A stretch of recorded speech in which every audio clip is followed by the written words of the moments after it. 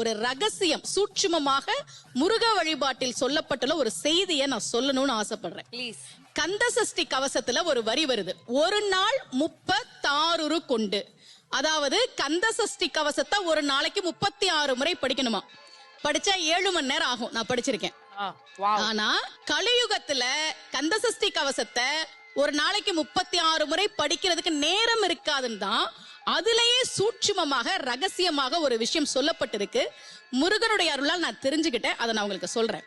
ரவண பவச ரரரரரரரா ரிவண பவச ரிரிரிரிரிரி, இதுக்கெல்லாம் என்ன அர்த்தம் நான் தேடி தேடி தேடி முருகன் அருளால் தெரிஞ்சுக்கிட்டேன்.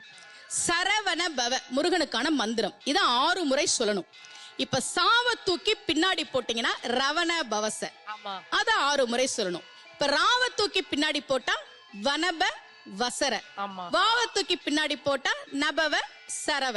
இப்ப நாவ தூக்கி பின்னாடி போட்டா பவ சரவண, பாவ தூக்கி பின்னாடி போட்டா வசர வனப.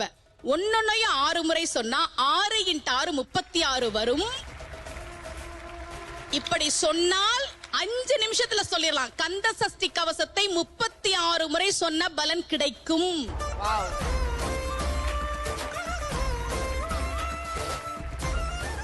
இது கந்த சஷ்டி கவசத்திலே சூட்சுமமா சொல்லப்பட்ட விஷயம்.